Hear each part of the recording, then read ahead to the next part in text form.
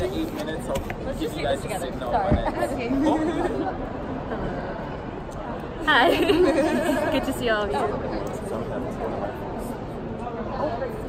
Are we waiting? Are we waiting for another talent at the Everyone sits down. Sorry. Are we waiting for more talents at the same table, or is it just? Oh, okay, perfect. So we can.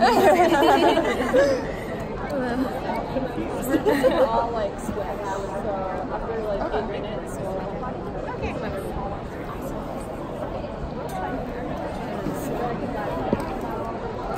So what can you tell us about season 3? Right off the bat, huh?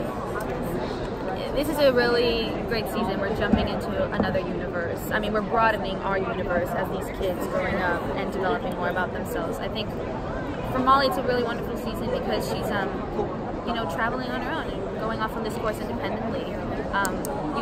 She's left off extremely anxious because she wants to be right with Gert immediately. She's super protective, so she really wants to protect her and wants to go save her. But also she's extremely weary about this new character that we have named Zabin. She doesn't know what they are about. She doesn't know how to feel about them. But it's really exciting. It's explosive, it's wicked, it's extremely ambitious and action-packed season, and there's a bunch of twists and turns, and it's extremely exciting. What would you say you do to get into character as by Molly? A lot of, well, I listen to music a lot. I have like a playlist on my phone and of like Frank Ocean, Sade, or anything that I really love to listen to, or Beyonce if I'm getting real pumped, or like Kendrick Lamar, and I'm like it's so stupid, but I remember one time like I had to do a really intense like action-y scene, and I was like, hold on, give me a second, and I went and I put in my AirPods in, and I was just like punching and like doing like Kendrick Lamar, like being such a dork. But yeah, music really helps. I have a really deep connection to music, so I always like to use it in any body of work that I'm working. Did you read the comics to find some of the inspiration for your character? Yes, I read the first volume, and I couldn't put it down. It was such a fast read, and not that it was so easy to read with, it was just so entertaining, and I couldn't stop turning the page. Ryan came on again, he just writes such pure and true and honest realities about how teenagers actually talk, and even though it's set into the 2000s, it was extremely modern in its own way, that it showed these great diverse kids who kind of start out as a stereotype but then and as a trope, but then develop as these real kids with superpowers.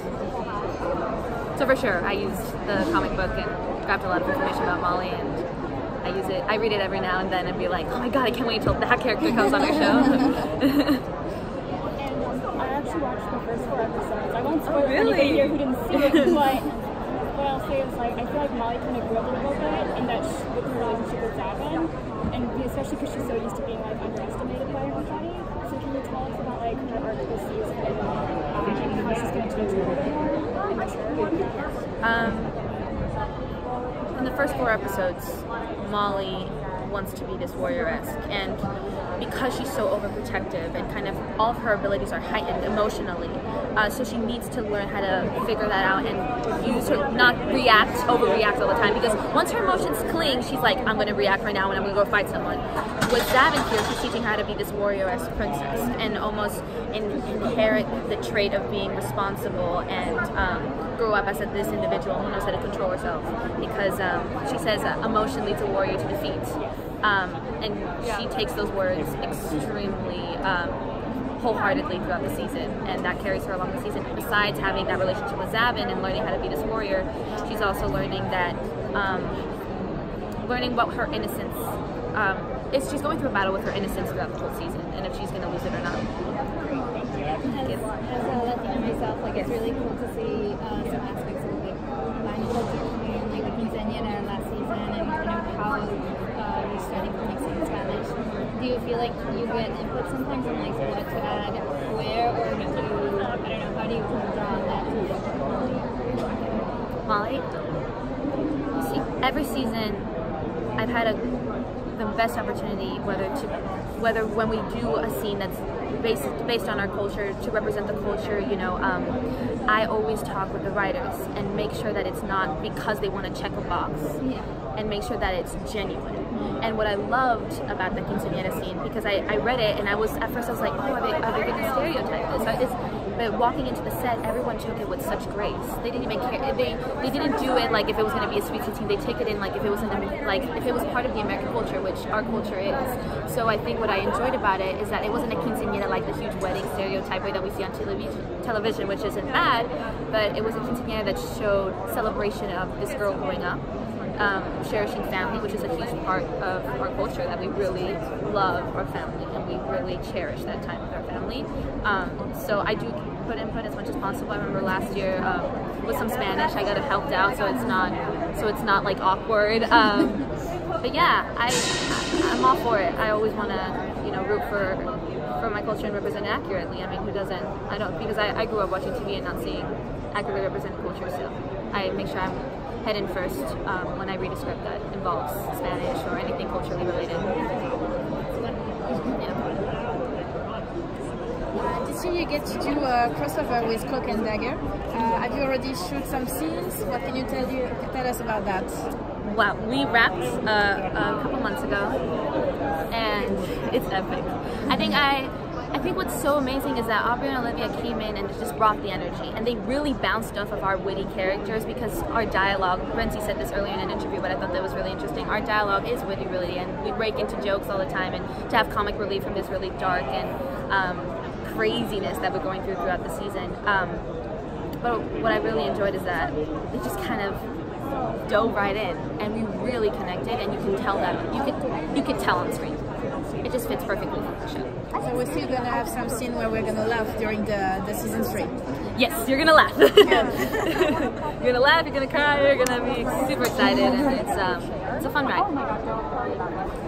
There was this scene in episode 1 of season 3 that all of the characters are like, are you ready to kill? For your friends, for your family. Do you think that Molly is there yet? That she would be ready to kill for someone? Or is she just still trying to be like the conscience of the group? I think Molly's nature, she doesn't want to kill anyone. She wants to protect. She is the guard dog. She wants to be the light of the darkness. She could kick some people's asses, but she genuinely doesn't want to kill. At the beginning of the season, she doesn't want to say that she will kill, but that's the whole part of her self-sacrificing her innocence, because she knows that growing up into this woman and taking on this sort of evil, she needs to do what she has to do to save her family. So she's kind of indecisive about that throughout this whole season, and towards the end of the season, it kind of comes full circle, and you'll see if Molly's ready to kill her.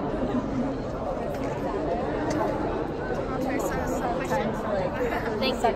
Oh, 30 seconds? Do you guys want to hit another question? Is there any traits that you think you bring personally to the character?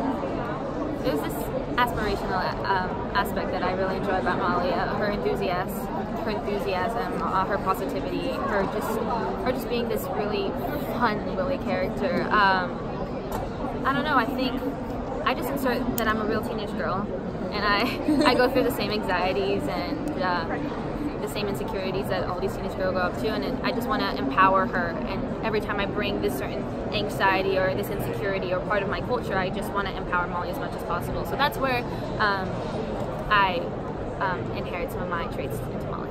Thank you. Thank you. Thank you so much. Who got stuck in the bush? Sorry for just jumping in here. I'm sorry.